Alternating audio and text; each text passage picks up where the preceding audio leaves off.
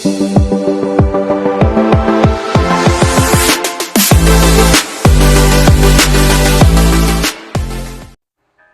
Visayas of Mindanao, ibinida ni Pangulong Bongbong Marcos sa kanyang tagumpay sa state visit sa Indonesia at sa Singapore. Kabilang daw ng baon niya pauwi sa kasunduan ng maraming magdadala ng oportunidad, negosyo at kabuhayan ng mga Pilipino. Pero bago natin umpisa ng topic mga kapatid, kung di pa kayo nakapag-subscribe sa aking channel, please do subscribe and click the notification bell para mas updated po kayo sa bago kong video dito sa Pilipinas.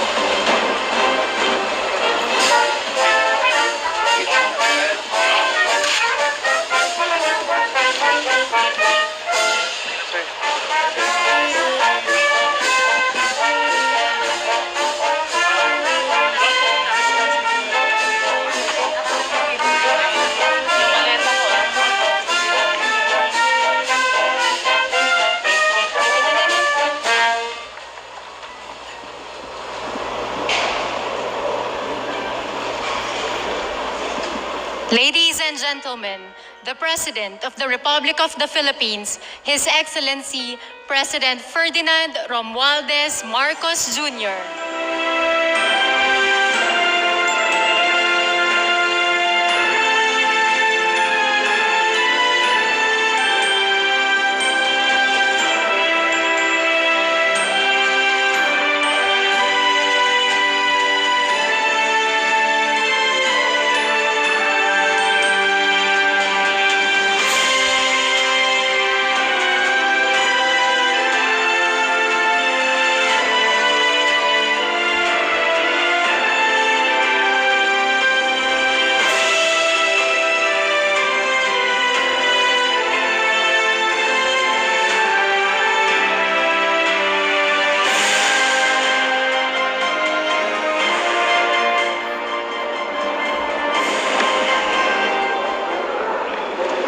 Saan yung binigay ko sa address? Hindi, madam.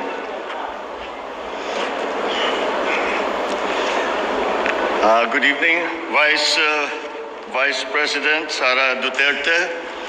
Oh, please, take your seat.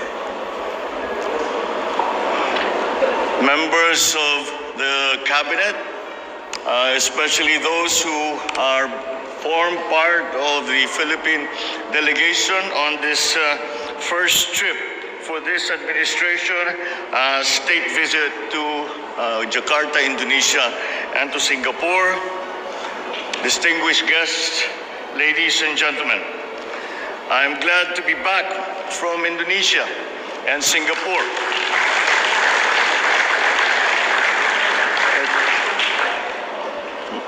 However successful and productive this trip was, of course, it is always going to be good to come back home. At lalong-lalo na kapag tayo merong namang magandang balita ng kaunti na sasabihin natin may pasalubong na maaring matanggap natin kapag tayo ay binuo natin lahat ng sinimula namin dito sa nakaraan na bisita, na state visit na ito. My inaugural state visits to our two important ASEAN neighbors were fruitful and engaging. I met with Indonesian President Joko Widodo to comprehensively discuss our overall bilateral ties with Indonesia. Our conversation covered all facets of our relations, particularly defense, security, maritime cooperation, and of course, trade and investment and people-to-people ties. We renewed our commitment to stronger bilateral cooperation as fellow ASEAN members and as members of ASEAN and members as two of the largest maritime nations in the world. We look forward to celebrating our Diamond Jubilee or 75 years of official diplomatic friendship in 2024. Notably, President Widodo and I discussed the delimitation of our boundaries respective to our continental shelves, which I hope can become a template for resolving conflicting claims. We talked about importing fertilizer into the Philippines and increasing coal imports for our energy supply.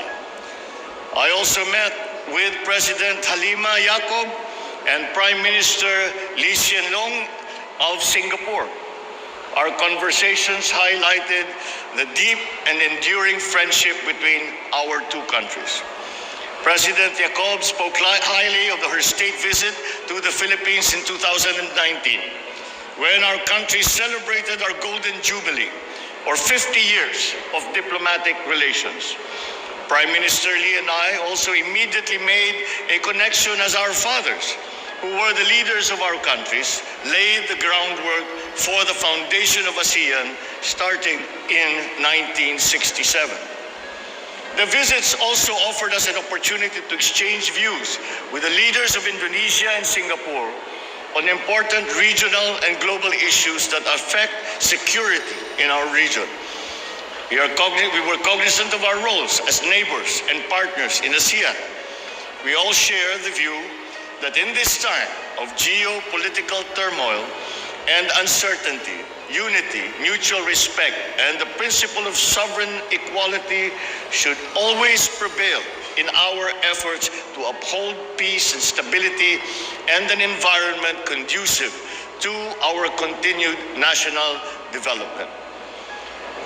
Maliban po sa pagkikipagpulong sa mga opisyal ng Indonesia at Singapore at pagkuha ng kanilang patuloy na suporta sa ating bansa at sa ating gobyerno, nasaksihan ko rin po ang pagpirma ng mga bilateral agreement na magsusulong ng ating kooperasyon sa iba't ibang sektor. The Indonesian President and I witnessed the signing of agreements that will broaden and deepen our ties in all facets of cooperation, from defense, security, to the creative economy, and even to culture. We also agreed to pursue joint activities for the next 5 years as our respected foreign ministers signed the Philippines-Indonesia Plan of Action for 2022 to 2027. This lays out the priorities and concrete ways forward for our bilateral cooperation. During my state visit to Singapore, Prime Minister Lee and I witnessed the signing and exchange of agreements on counter-terrorism, personal data protection, digital cooperation, water resource management, and, of course, investment, all of which contribute to our journey towards development and prosperity. Ako kasama ng ating economic team na nakipagpulong din sa mga business sector at investor mula sa Indonesia at sa Singapore at hinikayat natin silang mag-invest sa ating bansa. We met with the members of the different business communities to explain this administration's policies and economic priorities to promote the Philippines as an investment destination. Indonesia and Singapore are key trade and investment partners of the Philippines. More notably, Singapore is our top trading partner in ASEAN and 6th worldwide, and our top source of approved investments last year. I am proud to announce that we have signed and sealed a total of 10 letters of intent and 12 MOUs in the sectors of renewable energy, data centers, e-commerce, broadband technology, startups, government housing, and agriculture, and witnessed the signings of several letters of intent and MOUs from 22 Indonesian and Singaporean investors. These investments, if we put it all together, value $14.36 billion or 804.78 billion Philippine pesos. This will support our country's economic recovery efforts and create more jobs for Filipinos here in our country. I actually have a more detailed breakdown of those numbers, which we will include in the final report of the delegation to the country. Ito po ang isa sa mga ipinangako ko nung nakaraang SONA at na isusulong natin ang foreign investment upang lumakas ang ating ekonomiya. Ang lahat ng ito ay para sa ating mga kababayan, dito man sa Pilipinas o sa ibang bansa. That is why I also met with our Filipino communities in Indonesia and Singapore and thanked them not only for their support that led to my electoral victory in the last election, but there's also their significant contribution to our economy, and also to assure them that this government will take care of. Kahit na wala sila dito sa Pilipinas, sinisigurado ng ating pamahalaan na alagaan pa rin natin sila. Our kababayans continue to be a source of pride as they demonstrate to the world that Filipinos excel at whatever endeavor they choose to undertake. Indeed, my back-to-back visits to Indonesia and Singapore, I think, have been thoroughly worthwhile. So before I end this statement, I reiterate my deepest appreciation to the governments of Indonesia and Singapore for this opportunity to reaffirm our friendship and explore avenues of cooperations that will benefit all of our countries. I also thank our kababayans in Indonesia and Singapore for their continued support and trust, which will continue to inspire and motivate me to do my best as I steer our country towards development. I would also like to note the hard work that our economic team and the whole of the Philippine delegation put in for us to be able to achieve these beginnings that we have, that are manifested by the signed agreements, the LOIs, the MOUs. Alam naman natin, ito'y simula pa lamang. At ito pa ay ang pagsasabi ng mga malalaking negosyo na meron silang balak na mag-invest dito sa Pilipinas. Gagawin namin lahat ng inyong pamahalaan. Gagawin lahat ng ating kabinet, mga members of the cabinet. Gagawin natin lahat na itong mga sinimulan dito sa una kong state visit ay maging makabuluhan at maitatapos natin hanggang maramdaman na ng pangkaraniwan na taong bayan ang investment na yan at mararamdaman kung gaano karami ang dinalang trabaho, gaano karami ang dinala na bagong kita na ibibigay para sa ating mga kababayan. Kaya't we look forward to doing the work, the detailed work that is necessary to bring all of these proposals to fruition. And that is what we are all now going to bend ourselves to this work. We will not stop until we can come back and say, itong mga nasimula na MOU, itong nasimula na letters of intent ay nagkaroon na ng resulta. Until that time, I thank again all of you for the support that we all felt while we were out in our state visit. And I thank everyone, not only the official delegation, but all those who had a part in making this trip a success, a very productive endeavor, and to strengthen the relationships both on political and economic levels with our two neighbors, Indonesia and Singapore. Maraming salamat po at magandang gabi po sa inyong lahat.